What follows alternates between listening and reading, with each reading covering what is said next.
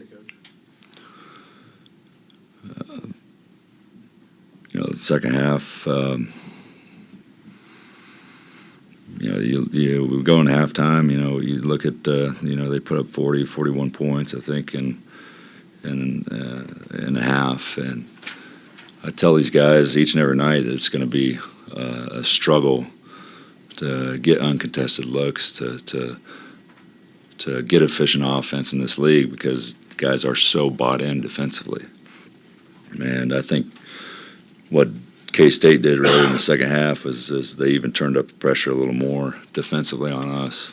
And consequently, it showed in every statistical category in that second half. And, you look at second straight game that we're giving up 50+% from the field, and it's not cutting it. And a lot of that's on me. I'll take blame for it, but I told those guys in the locker room that that's how you're going to win games. It's got to be a complete buy-in from everybody to figure out how we, make it a struggle for other teams to guard or to score. Questions? So, Josh, you've answered it many times, but, defense rebounding obviously continues to be an issue. You said from the beginning you knew that could be a problem. So, any way to fix it? How do you adjust when you're just continuing to struggle in those areas? And some of it, with the hard hedges and the traps that we were, the game plan going in, we just didn't have the right rotations and the right closeouts and the right tags on the backside. I thought our traps were good early, and I thought it could be effective, but it certainly we didn't have the right rotations on the backside to do that. And sometimes when you put your bigs out there, and I say bigs, our four guys playing the five, or playing out of position, it makes it hard for them to shore up the glass. Josh, it looked like you had trouble communicating on defense. Maybe more than anything else, not finding people and not running in screens and the like. So, how did you see that? Yeah, I saw it the same way. There was a lot of communication errors out there. Guys running into handoffs. Guys getting back cut, and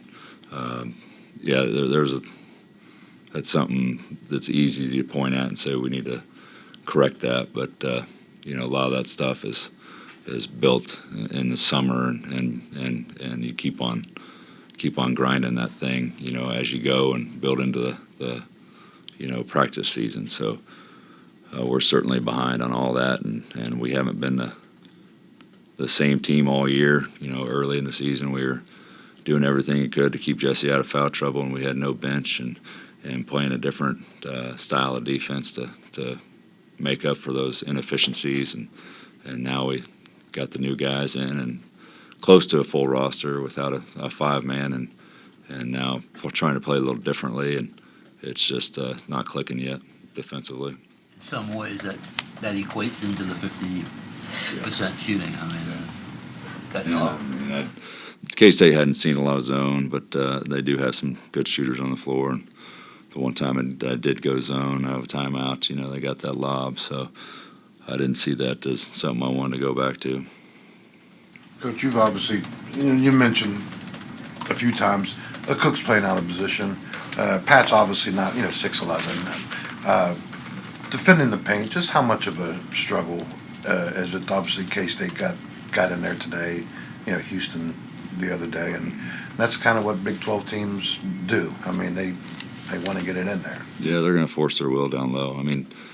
I think if you go back to the first 9 games, what did I do? I continued to, force the issue down low with Jesse, right, because that was my advantage. We lacked depth, but, if you can get an easy bucket and you can force it down low, I force it down low and play inside out. And we don't really have the back-to-basket bigs that you can isolate down there and score. And we don't. I always worried, and that was a main concern this summer, trying to find a backup five, and never did. You know, it's going to be. It's even harder when you lose your backup five or your 5-man, the only 5-man you have out on the floor. If it,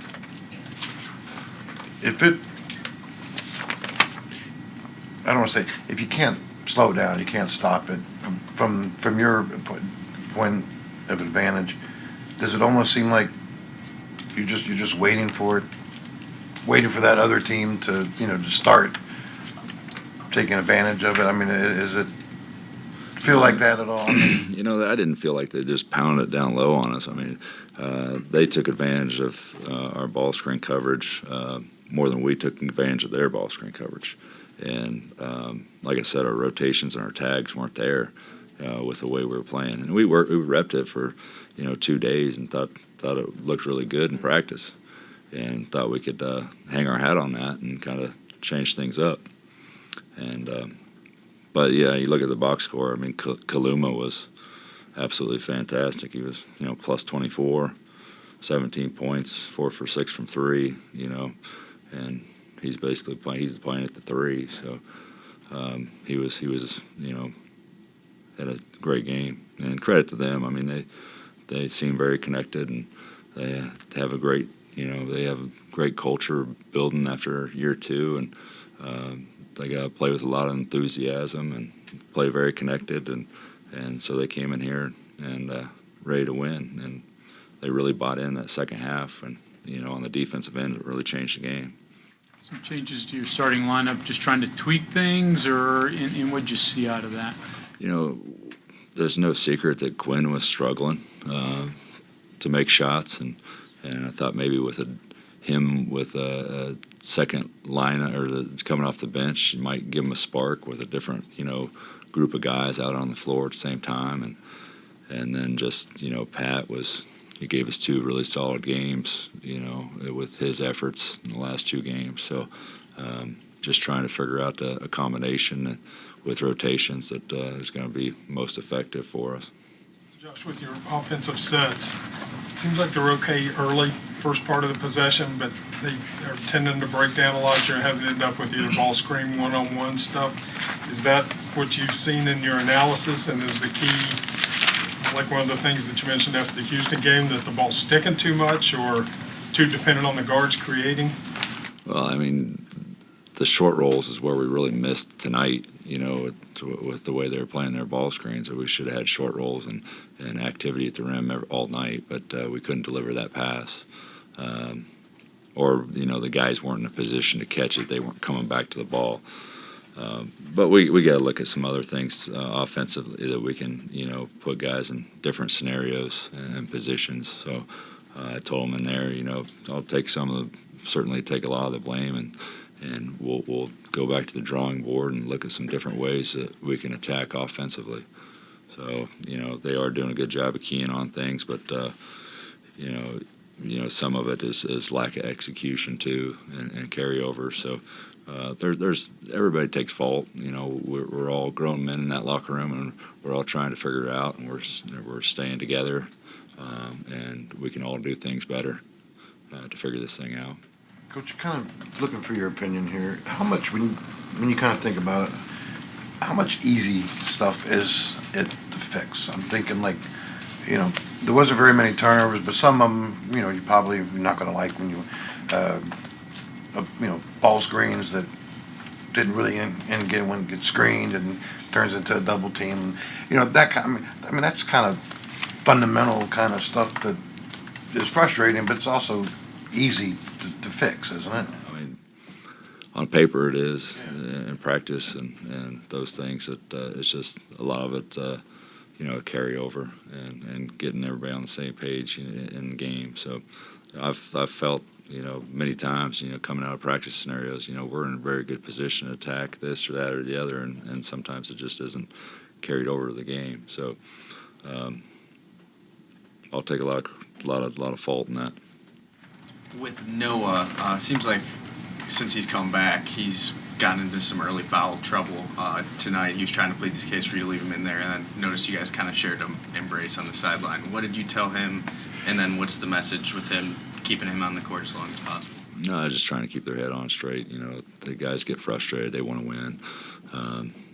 You know, Noah, I think what teams are doing with him, with his size, they're bumping him off the ball, using their size and strength against him. So Noah needs space to operate in so many ways. And several times when we did have plays break down and he had the ball, we didn't have the right spacing for him to operate correctly.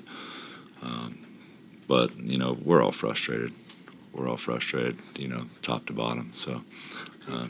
Raekwon said something that was kind of interesting, that in the sense that, you know, he said, hey, you know, this team, we've got till the Big 12 tournament to sort of get things corrected and chemistry and get it rolling.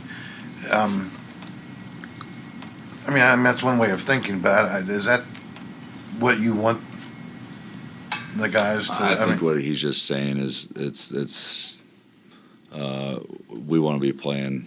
We certainly want to be playing our best basketball right now. We're not. I guess if we stay together and we continue to work this thing out, hopefully we're playing our best basketball in March. That's the goal of every team, to play their best basketball and continue to get better and better and better. But we're like that shooter right now in a slump.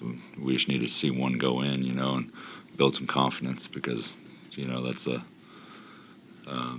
we've had a couple hard losses that didn't go our way that probably would have went a long way with this team. Coach, thank you.